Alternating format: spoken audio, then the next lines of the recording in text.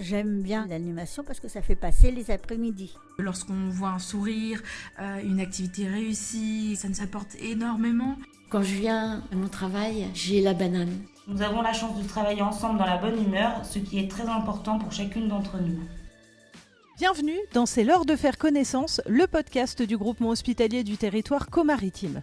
Chaque mois, vous découvrirez nos professionnels, leur métier, leur mission ou encore les intervenants, des bénévoles, des patients, des résidents au travers de différents témoignages.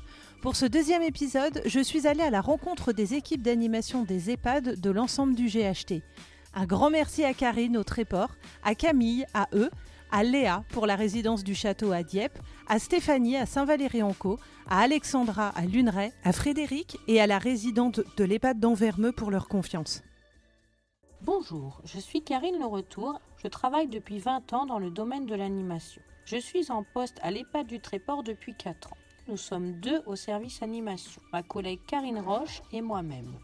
Ce métier est une vocation pour moi, car il me permet de mettre en avant des traits de ma personnalité, notamment l'empathie, la communication, la bienveillance auprès des résidents. Notre rôle consiste à l'organisation et au développement de projets et d'événements qui aident à l'épanouissement, la socialisation et l'autonomie des personnes âgées. Les animations que nous mettons en place ont pour objectif de faciliter la communication et l'échange entre les résidents et de créer une vie sociale au sein de l'établissement. Nous mettons en place des animations par catégorie. Les animations par le lien social. Par exemple, des sorties, spectacles ou événements, des rencontres intergénérationnelles, des animations de stimulation cognitive sous forme de jeux ludiques. Nous avons aussi des animations de motricité, ateliers cuisine, ateliers manuels, repas thérapeutiques. Et nous avons également des animations dites de divertissement. Nos animations proposées tiennent compte des capacités physiques et ou psychiques des résidents accueillis. La plus belle reconnaissance est de me sentir utile auprès des résidents et de les voir épanouis à la fin d'une animation.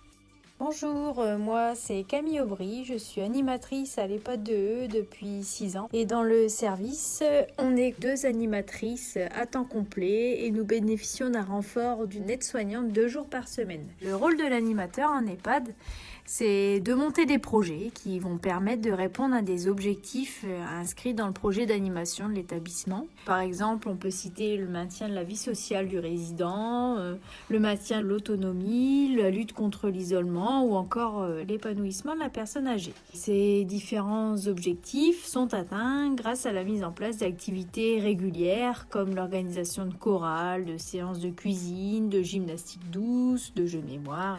On a d'autres activités mensuelles, les sorties, les après-midi loto, dont les résidents sont super friands, les rencontres inter-établissements et intergénérationnelles bien sûr, les animations plus ponctuelles comme les repas à thème ou encore la participation à des appels à projets nationaux qui répondent à des objectifs que l'ouverture sur l'extérieur, donc c'est intéressant parce que ça fait connaître l'EHPAD aux personnes qui habitent aux alentours. Personnellement, mon métier me permet de m'épanouir tous les jours. On peut voir une différence de relation entre les résidents et les soignants. C'est vrai qu'on n'a pas la même approche et pas le même relationnel du tout. Les résidents n'ont pas le même comportement avec nous et ils nous font souvent des confidences. Pendant le confinement, durant lequel on avait vraiment un rôle à part entière, on permettait aux résidents de garder un lien avec leur famille. On était là aussi pour leur expliquer les choses. On s'est adapté. On a redoublé d'imagination en proposant des activités en étage.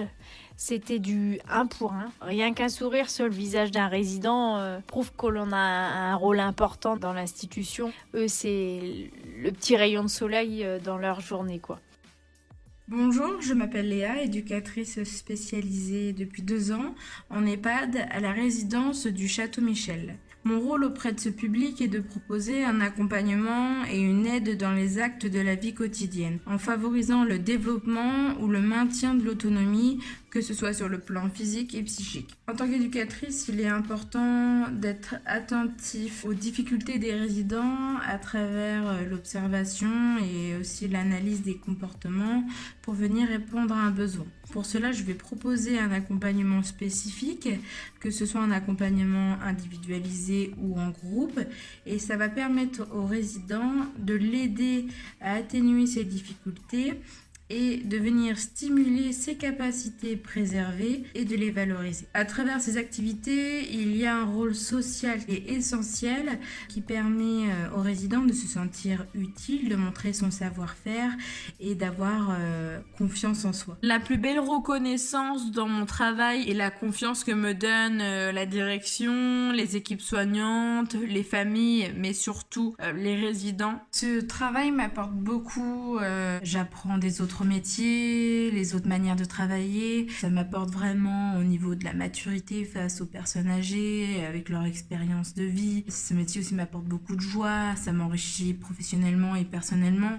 Ça m'apporte de la patience, de la tolérance, et c'est ça qui m'enrichit quotidiennement. Je m'appelle Stéphanie et je suis animatrice à l'EHPAD de l'hôpital du Grand Large, situé à Saint-Valery-en-Caux. J'y travaille depuis 2 ans en binôme avec ma collègue qui se prénomme aussi Stéphanie, comme ça on ne peut pas se tromper. J'ai choisi ce métier d'animatrice car il alliait 2 domaines dont j'avais envie pour m'épanouir professionnellement, qui sont la créativité et l'humain. Et le public âgé, c'était tout simplement une évidence pour moi. L'un de mes rôles est d'accompagner la personne âgée dans son quotidien dès son arrivée à l'EHPAD pour qu'elle s'intègre et se sente le mieux possible. Grâce à l'animation, nous créons ou recréons un lien social au sein de la structure, mais aussi un lien sur l'extérieur. Les activités que nous proposons visent à maintenir leur autonomie et prévenir la dépendance. Nous proposons aussi du loisir créatif, du jardinage, des ateliers de bien-être qui, eux, sont plus axés sur le plaisir. Ces animations-là vont nous permettre davantage de valoriser leurs compétences et l'estime de soi. Les résidents du Grand Large ont des préférences bien marquées pour tout ce qui a trait à la musique. Nous avons d'ailleurs créé une chorale. Ils sont très friands de tout ce qui est spectacle et ils apprécient tout ce qui touche à la gastronomie. Nous avons donc mis en place des ateliers pâtisserie, en plus des repas thérapeutiques que nous proposions de façon mensuelle en collaboration avec notre ergothérapeute. Autant dire que la semaine du goût est attendue impatiemment chaque année et que nous marquons vraiment le coup. Les rencontres intergénérationnelles et les séances de médiation animale sont elles aussi de grandes sources de bonheur pour nos résidents.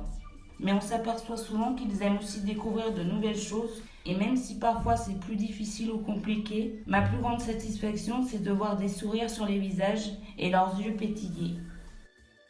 Je suis Alexandra et j'ai commencé par faire de l'animation avec du public enfant.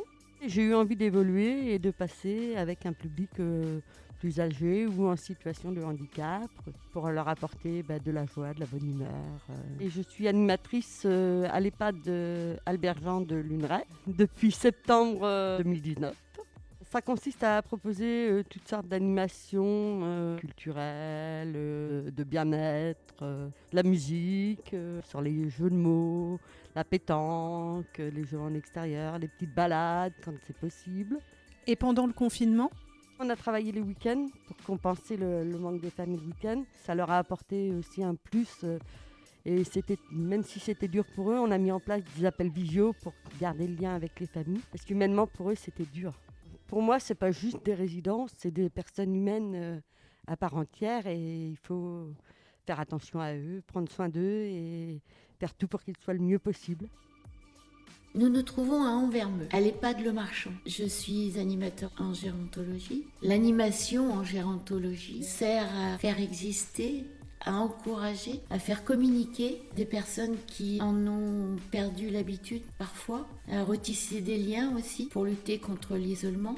Les animations d'activités manuelles sont basées sur les saisons et les fêtes calendaires. Les activités plus mentales sont basées sur des souvenirs aussi à partager ensemble, faire travailler la mémoire des résidents. Les activités physiques sont présentes aussi pour maintenir leur autonomie, mais il ne faut pas oublier aussi qu'un animateur se doit aussi d'avoir des animations individuelles. L'animateur se rend chez le résident. Le moment de partage peut être totalement différent. La timidité peut tomber. La pudeur n'est n'est plus là, la confiance est différente. C'est fort aussi en échange, en émotion. On est là aussi pour partager ces moments où ils ont besoin d'extérioriser. Je ne savais pas que je pourrais avoir un métier qui m'épanouisse complètement avec le public âgé. Je suis heureuse de venir travailler, quoi. Et il n'y a pas forcément toujours des moments drôles. On est là aussi en animation pour partager le bon et le mauvais. La plus belle récompense, c'est toujours les résidents qui me l'ont apporté. C'est quand ils sont heureux, en fait. S'ils sont heureux, je suis heureuse.